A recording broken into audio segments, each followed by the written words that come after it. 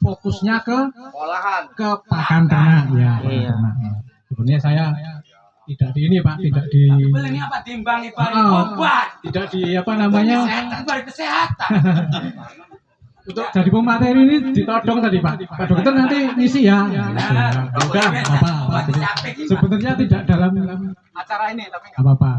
Jadi gini Pak, jadi kalau penyakit panjang lebar Pak, panjang lebar. Saya fokus ke ini aja Pak, fokus yang berkaitan dengan makan dan kejadian dalam waktu 1 bulan 2 bulan sekarang ini kan kejadian banyak mati Pak ya, mati di Pangonan, ada sehari 6 ekor itu ya. Itu kenapa Pak? racun. Jadi sementara diagnosa saya itu ada 2 Pak, ada 2. Satu racun, harus dibuktikan dengan lab, tapi kan labnya ada di Jogja, jauh susah, biayanya mahal. Nah, jadi racun itu adalah dugaan pertama racun. Itu kenapa kok sapi makan racun? Kurang makan. Karena kurang makan. Tidak ada, bukan kurang. Pakannya, jadi makan racunnya di mana? Wah, yang hijau. Di tempat yang hijau ya. Jadi artinya kan kita garis bawahi sapi masuk ke kebunnya bekas dikasih racun. Jadi artinya kan pakan lagi ya. Permasalahan utama kan pakan.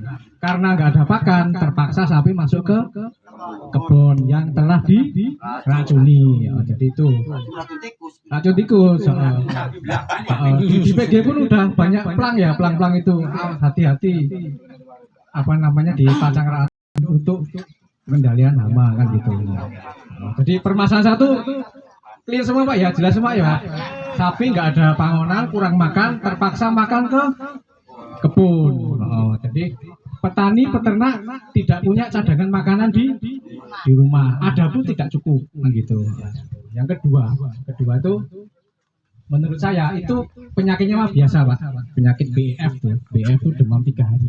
Memang saat ini kan badai El Nino nih Pak ya. Ini enggak perubahan cuaca panas ini enggak cuma di sini Pak, di sapi-sapi gedokan pada kena penyakit itu. Jadi demam, enggak mau makan, tremor itu gemetar, kakinya pincang diseret. Nah gejalanya itu ngeces gitu tuh. Penyakitnya itu sebenarnya itu Pak, itu penyakit yang ringan, tapi dibolang jadi penyakit berat. Kenapa Pak? Penyakit ringan kok di sini jadi berat. Jadi saya tuh kalau sini Pak nongkrong di Inam, di Pak Talam, nongkrong sama bocah Angon, saya tuh sambil memperhatikan tingkah laku perilaku peternakan di sini. Jadi kebiasaan bocah saya itu kalau pagi-pagi itu ditelepon majikan dong sampai saya sakit jam 7 pagi ini tuh Pak. Tukang Angon belum bangun. Pagi-pagi belum bangun jam 9, 10, 11 kan gitu ya. Nanti wayai Angon ke kandang. Jadi masuk kandang itu pas jam mau berangkat aja. Oh, bocangon. Bocangon. Bocangon. Jadi masuk ke kandang mau berangkat, diuculi. Nah, ada yang sakit satu nih, demam 3 hari tadi BF, penyakit yang ringan. Nah, bingung kan bocangon, wah gimana nih, mau ngarit nggak apa namanya, nggak keburu, nggak punya cadangan makanan, nggak punya jerami, nggak punya silase, nggak punya kebun rumput, nggak punya, kan bingung, wah gimana nih ya.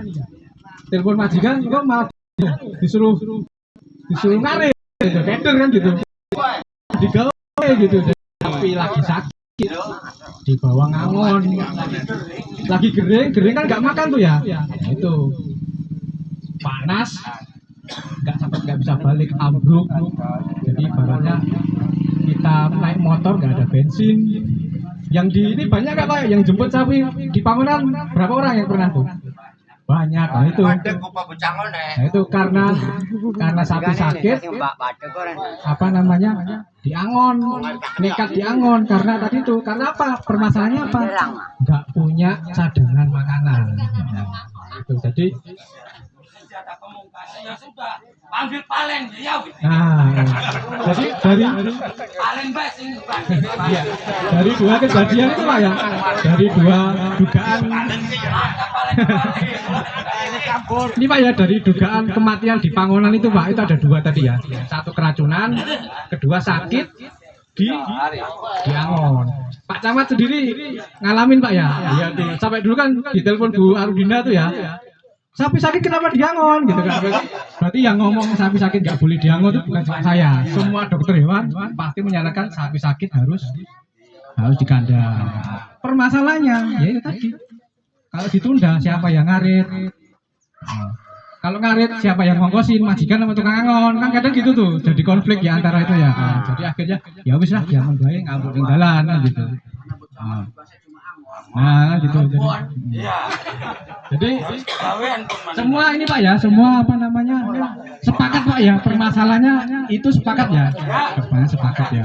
Nah, tadi masalah Pangonan ya, bapak-bapak kan sudah menempuh ini Pak ya, udah berusaha ke kecamatan ke itu ya, udah itu plan A Pak, plan A nya ya memang mengusahakan itu ya jalan aja. Nah plan B nya apa, plan B nya?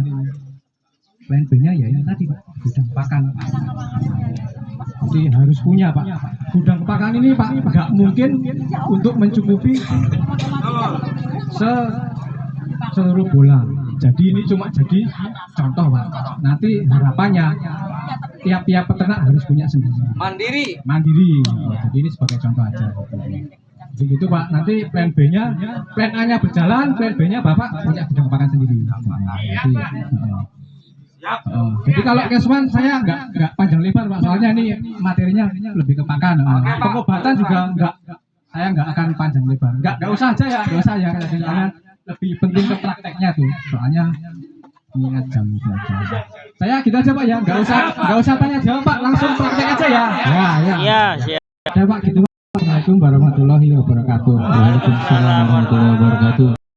Terima kasih kepada Dr. Hewan Khairul Ahwan.